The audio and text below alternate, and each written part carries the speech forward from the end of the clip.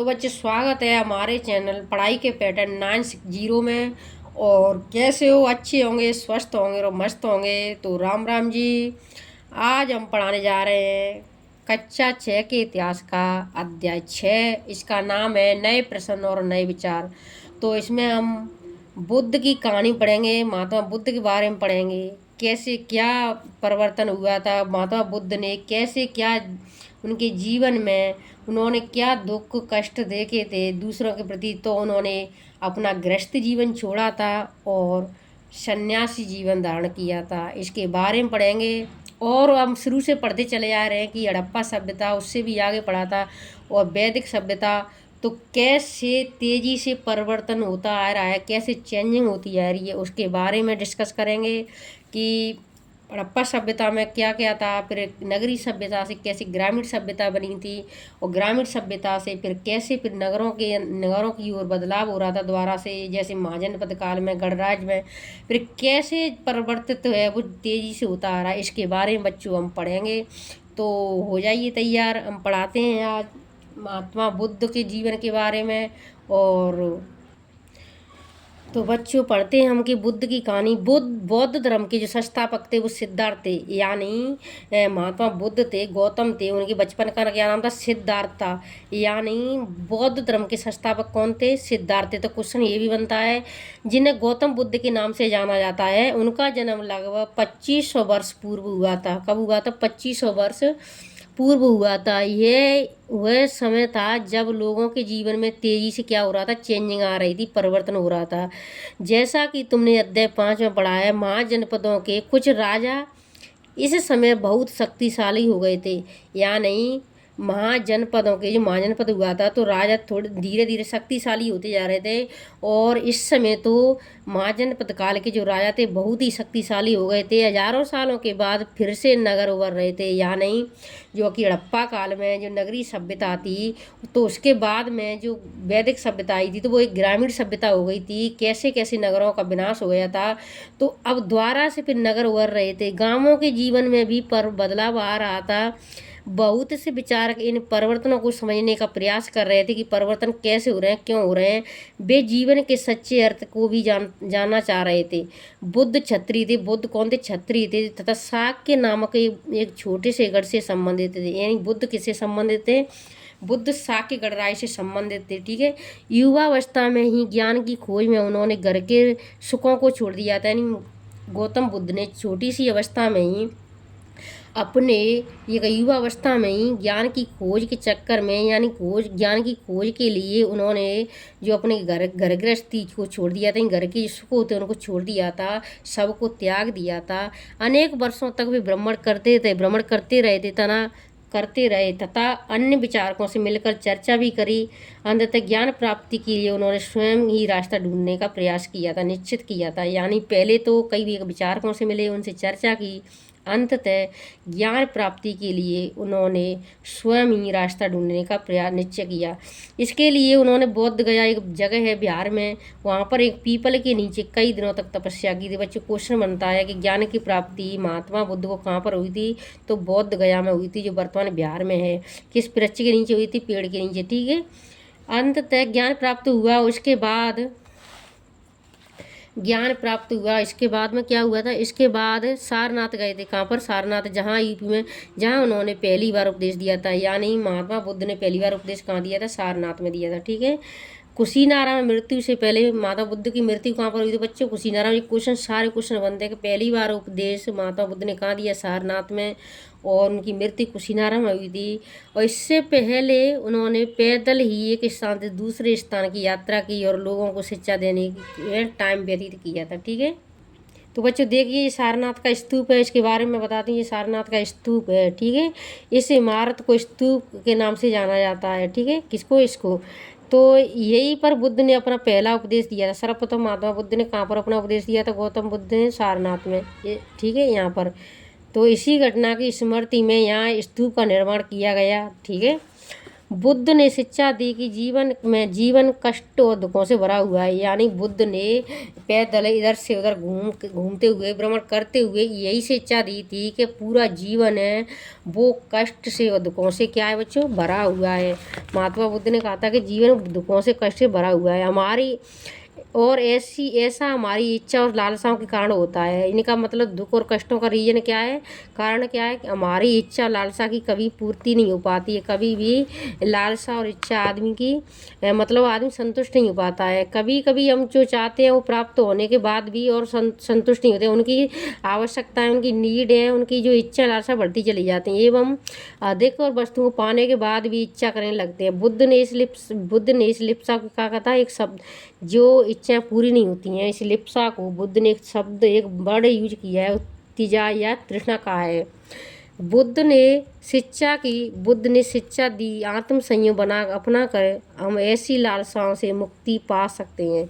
यानी महात्मा बुद्ध ने शिक्षा दी थी कि आत्म संयम अपना कर हम आत्मा पर कंट्रोल करके आत्म संयम बना करके हम इन लालसाओं से क्या पा सकते हैं, मुक्ति पा सकते हैं। ठीक है, जो लालसाएं हमारी मतलब हम इनसे मुक्ति पा सकते हैं।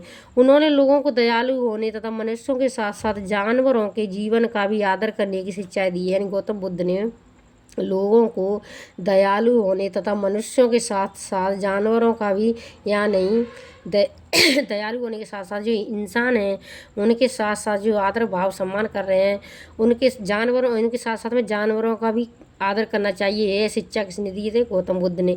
वे मानते हैं कि हमारे कर्मों के परिणाम चाहे वे अच्छे हों या बुरे, हमारे वर्तमान जीवन के साथ साथ बाद के जीवन को भी प्रभावित करते हैं। कहने का मतलब ये है कि कहने का मतलब कि जो हमारे कर्मों के परिणाम चाहे अच्छे हों या बुरे हों, हमारे वर्तमान जीवन के साथ साथ वर्तमान जीवन जो चल रहा है उसके साथ साथ जो बाद में जीवन को हम अच्छे काम करें तो प्रभावित अच्छा जीवन होगा, बुरे काम करेंगे, अच्छा बुरा करेंगे तो बुरा जीवन, मतलब बाद का जीवन पर भी प्रभाव पड़ता है। बुद्ध ने अपनी शिक्षा सामान्य लोगों की प्राकृत भाषा में दी। बुद्ध ने जो अपनी शिक्षा दी थी वो बच्चों किस भाषा में दी थी, प्राकृत भाषा में, जो आम लोगों की भाषा थी। इससे सामान्य लोग भी उनके संदेश को समझ पाए। ठीक है, बुद्ध ने कहा कि लोग किसी शिक्षा को केवल इसलिए नहीं स्वीकार करें कि यह उनका उपदेश है, बल्कि वे उसे अपने विवेक से मापें। ठीक है, सामान्य रूप से उसको स्वीकार ना करें। ठीक है, जो महात्मा बुद्ध ने उपदेश दिए उनको। अब बच्चों मैं आपको इसके बारे में पढ़ाती हूँ कि किसा गौतमी की एक कहानी है। यह बुद्ध के विषय में एक प्रसिद्ध कहानी है, क्योंकि किसा गोमती नाम की एक महिला थी और उसके बच्चे की मृत्यु हो गई थी। ठीक है, किसकी, गौ मर गया था। जैसे गौतमी नाम की जो स्त्री थी, इसका पुत्र खत्म हो गया था, तो बहुत वो दुखी हो रही थी, मतलब उसको इतनी दुखी हो रही थी कि वो अपने बच्चों को गोद में लिए हुए नगर की सड़कों पर घूम रही थी, इधर उधर को घूम रही थी, प्रार्थना कर रही थी कि कोई उसके पुत्र को जीवित कर दे। तो महात्मा बुद्ध को उससे मिलाया गया। तो महात्मा बुद्ध ने उसको कहा था कि आप मुझे किसी घर से सरसों के बीज ला के दो। तो महात्मा बुद्ध ने उसने कहा था कि ठीक, पर ले जाने लगी तभी महात्मा बुद्ध ने उसको रोका था कि ऐसे घर से लाना जिस घर से किसी की मृत्यु नहीं हुई। ठीक है, तो गई थी, इसको ऐसा कोई भी घर नहीं मिला कि जहाँ पर उस घर से किसी की मृत्यु नहीं हुई, कोई मरा नहीं हो कभी भी। तो उसकी समझ में थोड़ी उसको तसल्ली आ गई थी, और महात्मा बुद्ध ने इसको ही समझाने के लिए ही उसको भेजा था कि ऐसा अगर कोई नहीं है कि वो जीवित हो जाए, ऐसा अगर कोई नहीं है कि जहाँ उस घर से कोई ना कोई मरा नहीं हो। ठीक है, ये कहानी किसा गौतमी कहानी यही थी। ठीक है, तो उपनिषदों के बारे में पढ़ते हैं कि जिस समय बुद्ध उपदेश दे रहे थे उसी समय या उससे भी थोड़ा पहले दूसरे अन्य चिंतक भी थे जो कठिन प्रश्नों का उत्तर ढूंढने का प्रयास कर रहे थे। ठीक है, उनमें से कुछ मृत्यु के बाद के जीवन के बारे में जानना चाहते थे, जबकि अन्य यज्ञों की उपयोगिता के बारे में जानने को उत्सुक थे। ठीक है, जागरूक थे। इनमें से अधिकांश चिंतकों का यह मानना था कि इस विश्व में कुछ तो ऐसा है जो कि स्थायी है और जो मृत्यु के बाद भी बचा रहता है। उन्होंने इसका वर्णन आत्मा तथा ब्रह्म अथवा सार्वभौम आत्मा के रूप में किया है। वे मानते हैं कि अंततः आत्मा तथा ब्रह्म एक ही है, यानी इन्होंने, इन चिंतकों ने आत्मा की तुलना ब्रह्म से की है, ठीक है, कि आत्मा और ब्रह्म एक ही है। ऐसे कई विचारकों का संकलन उपनिषदों में हुआ है, ठीक है। उपनिषद उत्तर वैदिक ग्रंथों का हिस्सा है, यानी जो उपनिषद हैं इनको वेदांत कहते हैं, अंत में लिखे गए हैं। इनको ये उत्तर वैदिक जो ग्रंथ है उनका हिस्सा माना गया है। किस किस का उत्तर वैदिक ग्रंथ कौन से बच्चों, मैंने वैदिक काल में पढ़ाया था, उत्तर वैदिक काल में पढ़ाया था कि सामवेद, यजुर्वेद, अथर्ववेद, ठीक है, उनका हिस्सा माना गया। उपनिषदों का शाब्दिक अर्थ क्या है? गुरु के समीप बैठना, यानी गुरु के पास बैठकर उनके विचारों को सुनना। इन ग्रंथों में अध्यापकों और विद्यार्थियों के बीच क्या होता था? वार्तालाप, बातचीत का संकलन किया जाता था उपनिषद में, ठीक है। प्राय ये विचार सामान्य वार्तालाप के रूप में ही प्रस्तुत किए जाते थे, ठीक है। इसके बारे में भारतीय दर्शन की 6 पद्धति कौन से, इसको षट दर्शन कहा जाता है। सदियों से भारत द्वारा सत्य की बौद्धिक खोज की का प्रतिनिधित्व दर्शन की 6 शाखाओं ने किया। ये वैशेषिक, न्याय, साक्य, योग, पूर्व मीमांसा और वेदांत या उत्तर मीमांसा के नाम से जाने जाते हैं। दर्शन की इन 6 पद्धतियों की स्थापना क्रमशः ऋषि कणद, गौतम, कपिल, पतंजलि, जैमिनी, व्यास द्वारा की गई थी, ठीक है, जो आज भी देश में बौद्ध चर्चा की दिशा देते हैं। जर्मन मूल के ब्रिटिश भारतविद फ्रेडरिक मैक्स मूलर के अनुसार दर्शन की इन 6 शाखाओं का विकास कई पीढ़ियों के दौरान व्यक्तिगत विचारकों के योगदान से हुआ है। यद्यपि ये व्यक्ति एक से दूसरे से भिन्न दिखते हैं, फिर भी इनमें तालमेल तो है, ये बात कही गई है, ठीक है। या नहीं, जो दर्शन है वो 6 वैशेषिक की मतलब जो वैशेषिक है उसके मतलब जो उनकी स्थापना किसने की थी? कणाद ने की थी, ठीक है। और इनके ऋषि ने की थी, और शाक्य की शाक्य ने कपिल की, ठीक है। और शाक्य की किसने की थी? शाक्य दर्शन की स्थापना कपिल ने की थी, योगी पतंजलि ने, ऐसे करके की थी, ठीक है। तो बच्चों इससे आगे हम बताते हैं।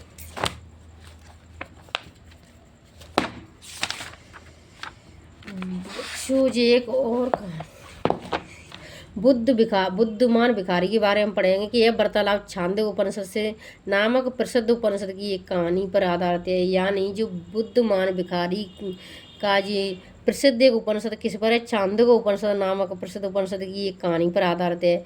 शौनक अभिप्रताड़ नामक 2 ऋषि थे, सार्वभौम आत्मा को उपासना करते थे, ठीक है। इनके मतलब आत्मा जो सार्वभौम के, इसके बारे में बताइए। इसके बारे में एक बार जो ही वे भोजन कर रहे थे तो बैठे थे, एक भिखारी आया और भोजन मांगने लगा। शौनक ने कहा कि हम तुम्हें वो कुछ नहीं दे सकते। भिखारी ने पूछा, विद्वजन, आप किसकी उपासना करते हो? अभिप्रतारण ने कहा था कि उत्तर दिया कि सार्वभौम आत्मा की करते हैं। वह इसका मतलब आप ये जानते हैं कि यह सार्वभौम आत्मा संपूर्ण विश्व में विद्वान है। ऋषियों ने कहा, हाँ हाँ हम जानते हैं। भिखारी ने फिर पूछा, अगर यह सार्वभौम आत्मा संपूर्ण विश्व में विद्वान है तो यह मेरे अंदर भी विद्वान है। मैं कौन हूँ? मैं इस विश्व का एक भाग ही तो हूँ। तुम सत्य बोलते हो युवा ब्राह्मण, इसलिए ऋषियों मुझे भोजन न देकर आप उस सार्वभौम आत्मा को भोजन देने से मना कर रहे हैं।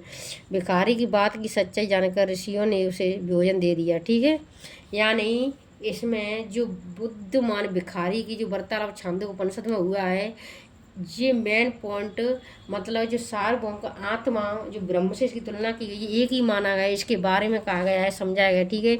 इन चर्चाओं में भाग लेने वाले अधिकांश पुरुष कौन होते थे? ब्राह्मण और राजा होते थे। कभी कभी गार्गी जैसी स्त्री विचारकों का भी उल्लेख मिलता है। विद्वता के लिए प्रसिद्ध गार्गी राज दरबार में होने वाले जो वाद विवाद में भाग लिया करती थी, ठीक है। जो मतलब जो वाद विवाद होते थे उनमें महिलाएं भी भाग लिया करती थी। निर्धन व्यक्ति इस तरह के वाद विवाद में बहुत कम ही हिस्सा लेते थे। यानी भेदभाव की बात तो यहाँ पर भी की गई है कि निर्धन और अमीर गरीबी की बात तो कि जो निर्धन व्यक्ति हैं वो वाद विवाद में जो वार्तालाप संवाद होता है इनमें भाग कम लिया करते थे। इस तरह का एक प्रसिद्ध अपवाद सत्यकाम जावाल का है, ठीक है। इस मतलब इस तरह का एक प्रसिद्ध जो अपवाद है, एक सत्यकाम जावाल थे उनका है। सत्यकाम जावाल का नाम उसकी दासी माँ के नाम पर पड़ा था, यानी सत्यकाम जावाल हैं, इनकी एक दासी माँ थी, उनके नाम पर पड़ा। सत्यकाम के मन में सत्य जानने की तीव्र जिज्ञासा उत्पन्न हुई थी, यानी सत्यकाम है, इनके मन में एक सत्य जानने की तीव्र मतलब एक जिज्ञासा उत्पन्न हुई थी कि मुझे सत्य के बारे में जानना है। गौतम नामक एक ब्राह्मण ने उन्हें अपने विद्यार्थी के रूप में स्वीकार किया था, यानी जो महात्मा गौतम थे उन्होंने किसको, सत्यकाम जो जावाल थे, जावाल को अपना क्या माना था कि विद्यार्थी के रूप में स्वीकार किया। वो तथा वह अपने समय के सर्वाधिक प्रसिद्ध विचारकों में से एक बन गए थे। उपनिषदों के कई विद्वान विचारों का विकास बाद में प्रसिद्ध विचारक शंकराचार्य के द्वारा किया गया था, जिनके बाद में हम कक्षा 7 में पढ़ेंगे। ठीक है, तो बच्चों यहाँ आगे देखिए आप। अब व्याकरणविद पाणिनि के बारे में एक विद्वान थे, जो व्याकरण के रचयिता कौन थे, जो व्याकरण लिखी थी वो पाणिनि के द्वारा लिखी थी। इसके बारे में अब आप जैन धर्म के बारे में पढ़ेंगे हम। ठीक है, इसी युग में अर्थात लगभग 2500 वर्ष पूर्व ही जैन धर्म के 24वें तथा अंतिम तीर्थंकर कौन थे, वर्धमान महावीर ने भी अपने विचारों का प्रसार किया था। यानी इसी टाइम पर जब बौद्ध धर्म का हो रहा था, उसी टाइम पर जैन धर्म के जो कि मतलब जैन धर्म के जो 24वें यानी अंतिम तीर्थंकर कौन थे, वर्धमान महावीर थे। उन्होंने भी अपने विचारों का, उनके भी जो विचार थे वो भी उनका प्रसार कर रहे थे। ठीक है, वह बज्जी संघ के लिच्छवी कुल के एक क्षत्रिय राजकुमार थे। ये भी कहाँ के थे, बज्जी संघ है, बच्चों जो महाजनपद काल में बज्जी संघ है, उनके लिच्छवी कुल के। तो यहाँ नहीं महात्मा जी महावीर स्वामी किस कुल से संबंधित थे, लिच्छवी से, और एक क्षत्रिय राजकुमार जी, ये भी क्षत्रिय थे। इस संघ के विषय में तुमने अध्याय 5 में वहाँ वो बता तो रही हूँ, ये महाजन पद हैं बज्जी संघ, इसके बारे में हमने मतलब अध्याय 5 में पढ़ लिया है। 30 वर्ष की आयु में उन्होंने घर छोड़ दिया था। बच्चों इन्होंने कितनी वर्ष की आयु में छोड़ दिया था, महावीर स्वामी ने 30 वर्ष की आयु में। महात्मा बुद्ध ने भी अपना घर त्याग दिया था, छोड़ दिया था, इन्होंने भी अपना घर छोड़ दिया था। ठीक है, तो सेम कहानी, जंगल में रहने लगे महात्मा। 12 वर्ष तक उन्होंने कठिन तथा एकाकी जीवन व्यतीत किया था। यानी कहने का मतलब है कि इन्होंने भी घोर तपस्या की थी। 30 वर्ष की आयु में महावीर स्वामी ने घर छोड़ दिया और जंगल में रहने लगे। 12 वर्ष तक उन्होंने कठिन एवं एकांकी जीवन व्यतीत किया था। 12 वर्ष तक कठिन जीवन और एकांत में रहने लगे थे। इसके बाद उन्होंने ज्ञान प्राप्त हुआ, महावीर स्वामी को इसके बाद में ज्ञान प्राप्ति हुई थी। ठीक है, उनकी शिक्षा सरल थी। सत्य जानने की इच्छा रखने वाले प्रत्येक स्त्री व पुरुष को अपना घर छोड़ देना चाहिए। ये कहते थे कि सत्य की खोज मतलब सत्य की खोज के लिए, सत्य की खोज को जानने के लिए प्रत्येक स्त्री को या पुरुष को पहले अपना गृहस्थ जीवन वो छोड़ देना चाहिए। उन्होंने अहिंसा के नियमों का कड़ाई से पालन किया था। बच्चों बहुत इम्पोर्टेंट क्वेश्चन है कि महात्मा बुद्ध ने अहिंसा के नियमों का कड़ाई से किया था पालन, अर्थात किसी भी जीव को ना तो कष्ट देना चाहिए और ना ही उसकी हत्या करनी चाहिए। यही क्या है, अहिंसा है। तो अहिंसा के नियम को कड़ाई से पालन करने वाले कौन थे, महावीर स्वामी। अर्थात किसी भी जीव को ना तो कष्ट देना चाहिए और ना ही उसकी हत्या करनी चाहिए। महावीर का कहना था कि सभी जीव जीना चाहते हैं। महावीर स्वामी कहते हैं कि जो सभी जीव हैं वो अपना जीवन जीना चाहते हैं, सभी के लिए जीवन प्रिय है। महावीर ने अपनी शिक्षा प्राकृतिक में दी थी। ये महावीर ने भी अपनी जो शिक्षा प्राकृतिक भाषा में दी थी और बुद्ध ने भी, ये तो जिनकी दोनों की समान बात हो गई। यही कारण है कि साधारण जन भी उनके तथा उनके अनुयायियों की शिक्षा को समझ सकें। यानी जो आम लोग हैं, सामान्य लोग हैं, वो भी उनकी भाषा को, उनकी शिक्षा को समझ सकें। इसलिए इन्होंने प्राकृतिक शिक्षा दी है वो प्राकृतिक भाषा में दी है जो आम लोगों की थी। देश के अलग अलग हिस्सों में प्राकृत के अलग अलग रूप प्रचलित हैं। प्रचलन क्षेत्र के आधार पर ही उनके अलग अलग नाम थे। जैसे मगध में बोली जाने वाली प्राकृतिक मागधी कहलाती थी, जो यानी प्राकृतिक भाषा थी, लेकिन अलग अलग क्षेत्र में बोली जाने के कारण इसके नाम भी उसी क्षेत्र के अनुसार रख दिए गए थे। ठीक है, जैन नाम से जाने गए महावीर के अनुयायियों को भोजन के लिए भिक्षा मांगकर सादा जीवन बिताना होता था। यानी जो महावीर के अनुयायी थे उनको क्या था, जैन नाम से जाने जाने के लिए भोजन के लिए भिक्षा मांगकर सादा जीवन जीना होता था। ठीक है, उन्हें पूरी तरह से ईमानदार होना पड़ता था। मतलब कई मतलब जो जैन नाम से जानने के लिए या उनके अनुयायी थे उनको मतलब उनको जो कई एक भोजन के लिए क्या ना भिक्षा मांगनी पड़ती थी सादा जीवन बिताने के लिए। पूरी तरह से ईमानदार होना पड़ता था। चोरी न करने उन्हें सख्त हिदायत थी। उन्हें ब्रह्मचर्य का पालन करना होता था तथा पुरुषों को वस्त्रों सहित सब कुछ त्याग देना होता था। यानी वस्त्र भी त्याग देने होते थे। ठीक है, ये इसमें मतलब महावीर स्वामी के जो अनुयायी थे उनको साधारण तो जीवन जीना पड़ता था। भी भिक्षा मांग के भिक्षा मांगनी पड़ती थी और पूरी तरह से ईमानदारी निभानी पड़ती थी। ठीक है, और चोरी ना करना और पुरुषों को वस्त्र सहित सब कुछ त्याग देना पड़ता था। ठीक है बच्चों, तब उनके अनुयायी बने थे, तब उन्होंने जैन धर्म को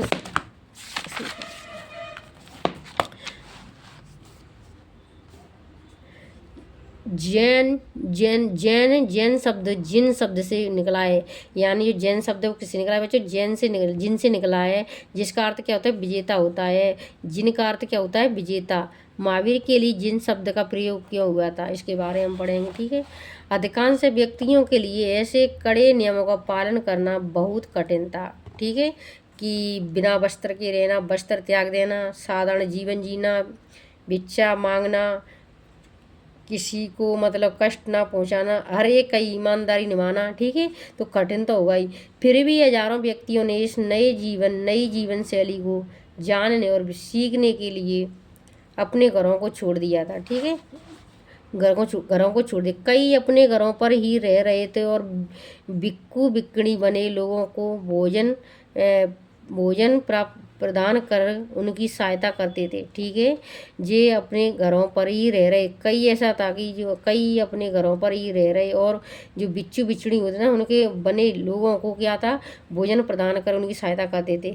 मुख्यतः व्यापारियों ने जैन धर्म का समर्थन किया था। जो व्यापारी लोग थे उन्होंने क्या किया था, जैन धर्म का समर्थन किया था। ठीक है, किसानों के लिए इन नियमों का पालन अत्यंत कठिन था क्योंकि फसल की रक्षा के लिए उन्हें कीड़े मकोड़ों को मारना पड़ता था।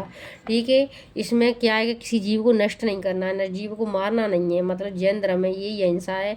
तो किसान लोग थे उनके लिए तो कठिन होगा ही, क्योंकि वो तो फसल वगैरह करें तो कीड़े मकोड़े होते थे, वो तो मरेंगे, स्वाभाविक मारना पड़ता था उनको। ठीक है, कठिन था। बाद की सदियों में जैन धर्म उत्तर भारत के कई हिस्सों के साथ साथ गुजरात में भी, तमिलनाडु और कर्नाटक में भी फैल गया था। यानी उत्तर भारत में तो था ही, इसके साथ में ही गुजरात में भी फैल गया, तमिलनाडु में, कर्नाटक, दक्षिण भारत में ही फैल गया। महावीर तथा उनके अनुयायियों की शिक्षाएं कई शताब्दियों तक मौखिक रूप से ही रहीं। यानी महावीर और उनके अनुयायी थे जो शिक्षा देते थे तो कई एक शताब्दी तक मौखिक रूप से यानी मुंह से बोल के देते थे। वर्तमान रूप में उपलब्ध जैन धर्म की शिक्षाएं लगभग 1500 वर्ष पूर्व गुजरात में बल्लवी नामक स्थान पर लिखी गई थी। कहाँ पर मिली, लिखी हुई कहाँ पर लिखी गई थी, 1500 वर्ष पूर्व गुजरात में एक बल्लवी नामक स्थान है वहाँ पर लिखी गई थी। ठीक है, अब बच्चों हम संघ के बारे में पढ़ेंगे। महावीर तथा बौद्ध दोनों का ही मानना था कि घर का त्याग करने पर ही सच्चे ज्ञान की प्राप्ति हो सकती है। बच्चों हमने पढ़ा है ये दोनों में समानता थी। दोनों चाहते थे कि जैन धर्म में और बौद्ध धर्म में गौतम बुद्ध, महावीर स्वामी दोनों का ही कहना था कि हमें किस समय सच्चे ज्ञान की प्राप्ति करनी है। सच्चे ज्ञान की प्राप्ति तभी हो सकती है, हमको पहले नंबर पर क्या करने पर घर त्यागना पड़ेगा। ठीक है, ये दोनों की सेम विशेषता हो गई। ऐसे लोगों के लिए उन्होंने संघ नामक संगठन बनाया। अब घर त्यागना पड़ेगा तो संघ भी बनाना पड़ा, संघ के लिए संगठन बनाया था जहाँ घर का त्याग करने वाले लोग एक साथ रहते थे, उसको संगठन कहा जाता। ठीक है, संघ कहा जाता था, क्योंकि पहले घर त्यागा जा रहा है तो जब लोग संघ घर का त्याग करके वो एक साथ रहेंगे तो संगठन बनाया दोनों ने। संघ में रहने वाले बौद्ध भिक्षुओं के लिए बनाए गए नियम विनय पिटक नामक ग्रंथ मिलते हैं। ठीक है, यानी संघ में रहने वाले जो बौद्ध भिक्षु थे, बौद्ध धर्म के बौद्ध भिक्षु थे, जो गौतम बुद्ध के जो भिक्षु थे, बौद्ध भिक्षुओं के जो नियम बनाए गए थे, नियम बनाए गए नियम उनका उल्लेख कहाँ पर बनता है? उनका उल्लेख विनय पिटक नामक ग्रंथ में मिलता है। ये विनय पिटक ग्रंथ बौद्ध धर्म से संबंधित है। विनय पिटक जो क्वेश्चन बनता है बहुत ही इंपॉर्टेंट है। रीट 2022 में भी जो क्वेश्चन आया है, ठीक है, रीट 2022 में भी जो क्वेश्चन बना है कि जो बौद्ध धर्म में जो बौद्ध भिक्षुओं के लिए नियम बनाए जाते हैं उसका उल्लेख किस ग्रंथ में मिलता है? तो विनय पिटक में मिलता है। विनय पिटक से हमें पता चलता है कि संघ में पुरुषों और स्त्रियों के रहने की अलग अलग व्यवस्था थी। विनय पिटक से हमें पता चलता है कि जो बौद्ध संघ था उसमें जो स्त्री और पुरुष रहते थे वो बच्चों अलग अलग, दोनों की अलग अलग व्यवस्था रहने की थी, ठीक है। सभी व्यक्ति संघ में प्रवेश ले सकते थे। हालांकि संघ में प्रवेश के लिए बच्चों को अपने माता पिता से, दासों को अपनी स्वामी से, राजा के यहाँ काम करने वाले लोगों को राजा से तथा कर्जदारों को अपने देनदारों से अनुमति लेनी होती थी। यानी संघ में सभी लोग प्रवेश तो ले सकते थे लेकिन उनको अनुमति लेनी पड़ती थी, ठीक है। एक स्त्री को इसके लिए अपने पति से अनुमति लेनी होती थी, ठीक है। संघ में प्रवेश लेने वाले स्त्री पुरुष बहुत सादा जीवन जीते थे। यानी ये संघ में स्त्री पुरुष प्रवेश लेते हैं वो कैसा जीवन जीते? सादा जीवन। तो उसको जैन धर्म में भी बताया गया है। वे अपना अधिकांश समय ध्यान करने में बिताते थे और दिन के एक निश्चित समय में वे शहरों तथा गांवों में जाकर से भिक्षा मांगते थे, ठीक है। यही कारण है कि उन्हें भिक्खु और भिक्षुणी यानी साधु भिखारी के लिए प्राकृत शब्द कहा गया है। आम लोगों को शिक्षा देते थे और साथ ही एक दूसरे की सहायता भी करते थे, ठीक है। किसी तरह की आपसी लड़ाई का निपटारा करने के लिए वे प्राय बैठकें भी किया करते थे। यानी कोई आपस में लड़ाई झगड़े बात बनती तो उसके लिए क्या करते थे? बैठक करते थे, ठीक है। संघ में प्रवेश लेने वालों में ब्राह्मण, क्षत्रिय, व्यापारी, मजदूर, नाई, गणिकाएँ तथा दास शामिल थे। संघ में जो प्रवेश लेते थे उन्हें ब्राह्मण शामिल थे, क्षत्रिय शामिल थे, व्यापारी, मजदूर, नाई, गणिकाएँ, सब दास शामिल थे। इनमें से कई लोगों ने बुद्ध की शिक्षाओं के विषय में लिखा तथा कुछ लोगों ने संघ में अपने जीवन के विषय में सुंदर कविताएं की रचना की, ठीक है। हव्यार जैन तथा बौद्ध भिक्षु पूरे साल एक स्थान से दूसरे स्थान घूमते हुए उपदेश दिया करते थे। केवल वर्षा ऋतु में जब यात्रा करना कठिन हो जाता था तो वे एक स्थान पर ही निवास करते थे। उस निवास को बच्चों क्या कहा जाता है? विहार कहा जाता है, ठीक है। यानी जैन तथा जो बौद्ध भिक्षु होते थे वो पूरे साल पर एक जगह नहीं रुकते थे। वो एक स्थान से दूसरे स्थान पर घूम घूम कर क्या करते थे? वो शिक्षा देते रहते थे, उपदेश देते रहते थे, ठीक है, जो आपने पढ़ा है। लेकिन वर्षा के दिनों में बहुत दिक्कत आती थी आने जाने हर चीज़ में। कैसे वर्षा में भ्रमण कर सकते, कैसे उसको मतलब शिक्षा दे सकते हैं? तो वो एक स्थान पर ठहरते थे। उस स्थान को ही, उस निवास को ही विहार कहा जाता है, ठीक है। ऐसे समय वे अपने अनुयायियों द्वारा उद्यानों में बनाए गए अस्थायी निवास में अथवा पहाड़ी क्षेत्रों, प्राकृतिक गुफाओं में रहते थे।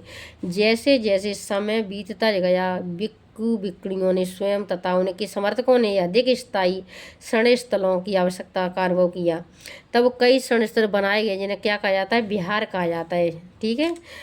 आरंभिक विहार लकड़ी के बनाए गए थे। शुरुआत में जो विहार बनाए गए थे, जो रहने के स्थान बनाए गए थे, वो उसको क्या किसके बने थे? लकड़ी के बने थे। तथा बाद में इनके निर्माण में ईंटों का प्रयोग मिला है, ईंटों का प्रयोग किया गया है। पश्चिमी भारत में विशेषकर कुछ विहार पहाड़ियों को खोद कर बनाए गए हैं। यानी जो पश्चिमी भारत में है, यानी जो आरंभिक में जो बनाई गई है ना, मतलब विहार बनाए लकड़ी के थे, फिर बाद में ईंटों का भी निर्माण किया गया है।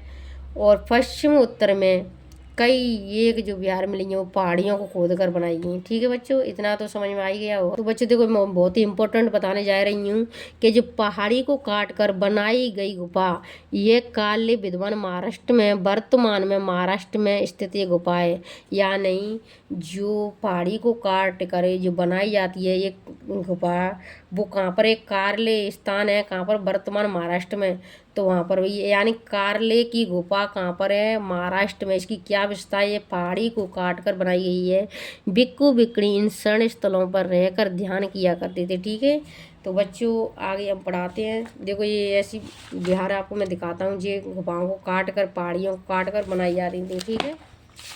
और इससे आगे एक बौद्ध ग्रंथ से ज्ञात होता है, इसके बारे में पढ़ते हैं कि जिस तरह महासागरों में मिलने पर नदियों को अलग अलग पहचान समाप्त हो जाती है, नदियों की पहचान समाप्त हो जाती है, ठीक उसी तरह बुद्ध के अनुयायी जब भिक्षुओं की श्रेणी में प्रवेश करते हैं तो वे अपना वर्ण, श्रेणी और परिवार सब त्याग देते हैं। यानी कहने का मतलब ये है कि जैसे नदियों जैसे महासागरों में छोटी मोटी नदियाँ या कुछ भी मिल जाती हैं तो उनका उनकी पहचान नदियों को कौन जानता है कौन सी नदी सारी मात्र महासागर की पहचान होती है। उसी तरीक़ा से जो बौद्ध धर्म के अनुयायी थे या भिक्षु थे जो प्रवेश लेते थे वे उनका वर्ण श्रेणी सब समाप्त हो जाता। वो खाली बौद्ध भिक्षु के संघ के नाम से जाने जाते थे। प्राय किसी धनी व्यापारी राजा अथवा भूस्वामी द्वारा दान में दी गई भूमि पर विहार का निर्माण होता था। यानी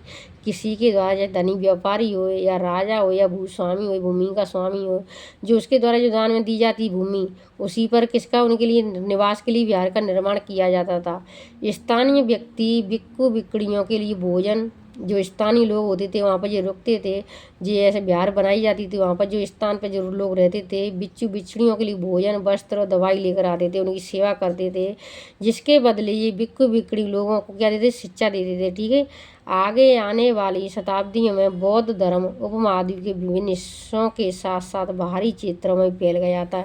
इसका प्रचार बच्चों बहुत अलग देश विदेशों में भी होने लगा था। बौद्ध धर्म का जो प्रचार है जो अशोक सम्राट के समय भी अशोक सम्राट ने भी करवाया था श्रीलंका चीन हर एक जगह करवाया था होने लगा था ये फैलने लगा था। इसका प्रचार सभी महाद्वीप अपने भारत में तो हो ही रहा था इस समय इसके अलावा अन्य विदेशों में भी होने लगा था। ठीक है।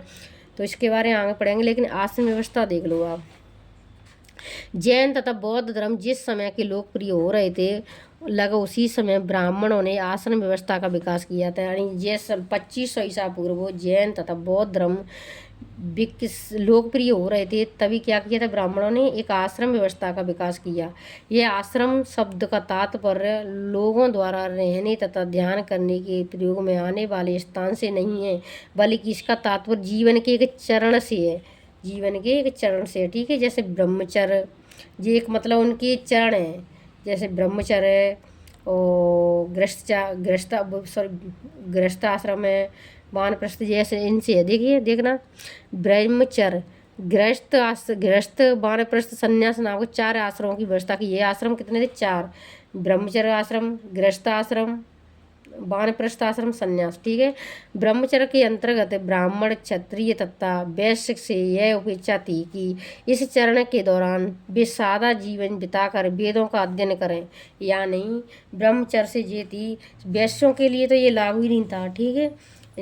तो मतलब ब्राह्मण क्षत्रिय और शूद्र जो वो वैश्य लोग हैं उनसे खाली ये थी ये मतलब क्या करते ब्रह्मचर्य में विद्या ग्रहण करते थे यानी वेदों का अध्ययन करते थे। ठीक है। यही थी।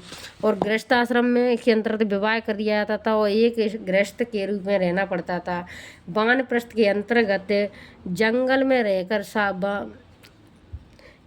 रहकर साधना करनी पड़ती थी। अंततः उन्हें सब कुछ त्याग सन्यासी बन जाते थे।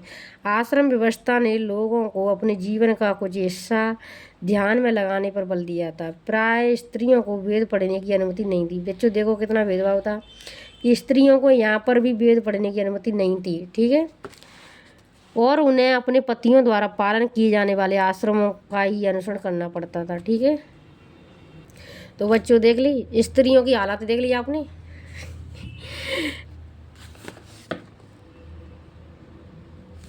एटलस में ईरान ढूंढो जरतुस्त्र एक ईरानी पैगंबर था। उन्होंने शिक्षाओं का संकलन किसमें किया है जैन व्यवस्था नामक ग्रंथ में किया है। किसने जो जरतुस्त्र थे और ईरान के थे जो एक पैगंबर थे उन्होंने जो शिक्षा का संकलन जैन अवस्था नामक एक ग्रंथ में किया है। जैन अवस्था की भाषा तथा इसमें वर्णित रीति रिवाज वेदों की भाषा रीति रिवाज से काफ़ी मिलती जुलती जो हमारे वेद हैं उनसे काफ़ी मिलती जुलती है। जरतुस्त्र की मूल शिक्षा का सूत्र सद विचार सद वचन और सद कार्य। ठीक है। ये ईश्वर बल सत्य प्रधानता एवं सद विचार प्रदान कीजिए जिनके जरिए हम शांति बना सकें। ठीक है। और 1000 से अधिक वर्षों तक जरतुस्त्रवाद ईरान का एक प्रमुख धर्म रहा। बाद में कुछ जरतुस्त्रवाद ईरान से आकर गुजरात और महाराष्ट्र के तटीय नगरों में बस गए थे। ये लोग आज भी पारसियों के पूरे माने जाते हैं। ठीक है। कहाँ बस गए थे भारत में आके गुजरात और महाराष्ट्र में बस गए थे। ठीक है। तो बच्चों जी रॉन्ग है ये के मतलब बुद्ध ने पशु बलि को बढ़ावा दिया गलत। बुद्ध द्वारा प्रथम उपदेश सारनाथ में देने के कारण इस जगह का बहुत में सही है जी बिल्कुल।